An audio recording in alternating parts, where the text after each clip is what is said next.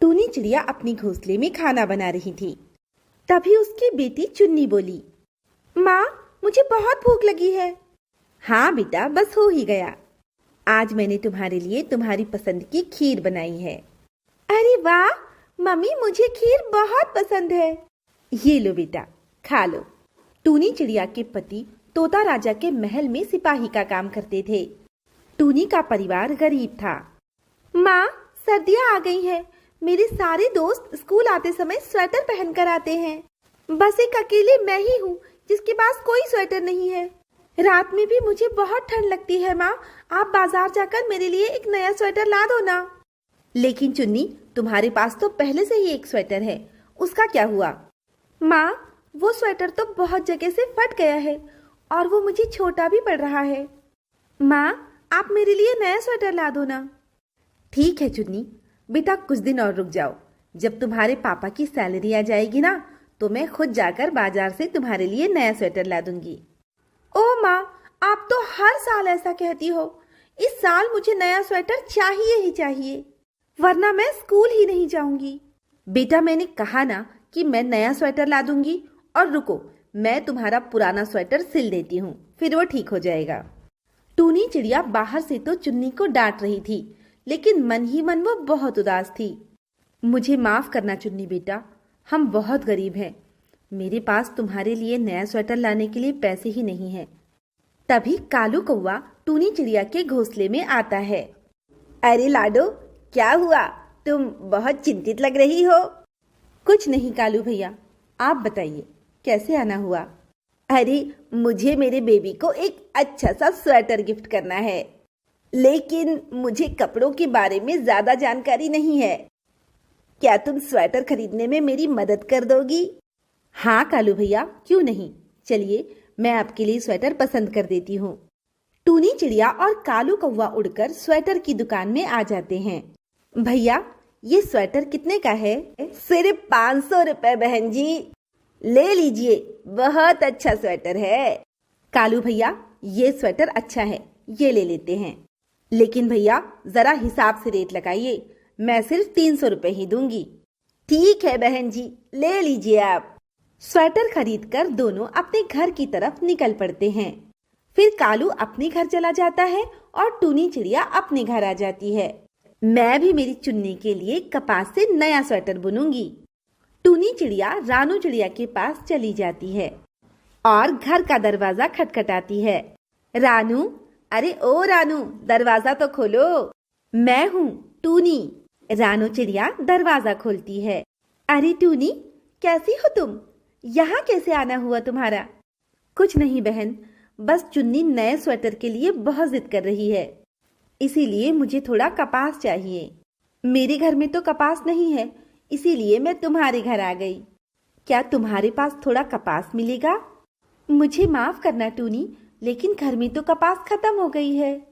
तुम एक काम करो, तुम नीलू मौसी के पास चली जाओ, उनके पास हमेशा कपास होते हैं। ठीक है रानू, मैं नीलू मौसी के पास जाती हूँ। फिर टूनी नीलू मौसी की घर की तरफ निकल पड़ती है। टूनी नीलू मौसी के घर के बाहर आ जाती है और फिर घर का दरवाजा खटखटाती है। मौसी घर का दरवाजा खोल देती है।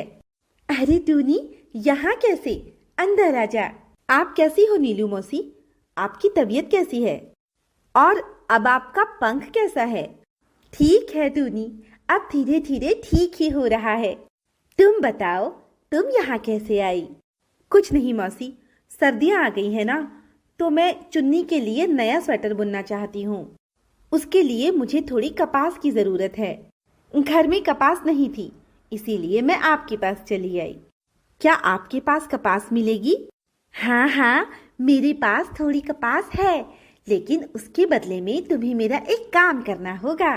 बताइए नीलू मौसी, क्या काम है? ज्यादा कुछ नहीं, बस तुम्हें मेरे लिए भी एक स्वेटर बुनना पड़ेगा। मेरा स्वेटर भी ना बहुत जगह पर फट गया है। हाँ मौसी, क्यों नहीं, मैं चुन्नी के स्वेटर के साथ साथ आपके लिए भी स्वेटर बुन दूंगी। मौसी टूनी चिड़िया को कपास दे देती है। टूनी चिड़िया कपास लेकर घर आ जाती है। फिर रात दिन एक करके टूनी चिड़िया चुन्नी के लिए नया स्वेटर बुन देती है। साथ ही साथ टूनी नीलू मौसी के लिए भी स्वेटर बुन देती है। चुन्नी खेलने के लिए बाहर गई हुई थी। तब तक टूनी चुन्नी के स्वेटर को गिफ्ट बॉक्स में रख देती है। चुन्नी शाम को खेलकर घर वापस आती है। चुन्नी बेटा, उस बॉक्स को खोलकर मत देखना, वो तुम्हारे लिए नहीं है। ऐसा सुनते ही चुन्नी बॉक्स के पास चली जाती है। माँ, इसमें क्या है? चुन्नी, मैंने कहा ना बेटा, ये बॉक्स तुम्हारे लिए नहीं है। लेकिन माँ, मुझे जानना है कि इसमें क्या है। माँ, क्या मैं इसे खोलकर देख लूं? प्लीज माँ। चुन्नी बेटा, तुम कितनी जिद्दी हो गई हो। अच्छा, ये बॉक्स तुम्हारे लिए ही है।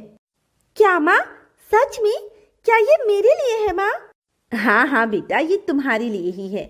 चलो अब इसे जल्दी से खोल कर देखो। चुन्नी बॉक्स को खोल कर देखती है तो बहुत खुश हो जाती है। वाओ, नया स्वेटर! माँ, ये मेरे लिए है ना? हाँ बेटा, ये तुम्हारे लिए ही है। माँ, आप कितनी अच्छी हो। मेरी प्यारी मम्मा, अब मैं इसे अपने सारे दोस्तों को दिखाऊंगी। चुन्नी बेटा, लाओ मैं इसे तुम्हें पहना देती हूँ। फिर चुन्नी स्वेटर पहन लेती है। अरे वाह बेटा, तुम तो बहुत सुंदर लग रही हो, तुम्हें किसी की नजर ना लगे। मम्मा, क्या मैं ये स्वेटर अपने दोस्तों को दिखाकर आऊं? ठीक है बेटा, तुम जाओ, लेकिन जल्दी घर वापस आना, रात होने वाली है। ठीक है माँ। जब तक चुन्नी बाहर गई है तब तक मैं नीलू मौसी को उनका स्वेटर दे आती हूँ। टूनी चिड़िया वो स्वेटर लेकर नीलू मौसी के पास आ जाती है और उन्हें उनका स्वेटर दे देती है। अरे टूनी, तुमने तो बहुत अच्छा स्वेटर बुना है। तुम्हारा बहुत बहुत शुक्रिया टूनी। फिर सारे जंगल में ये बात फैल जाती है कि टूनी कपास से बहुत सुंदर स्वेटर बनाती है।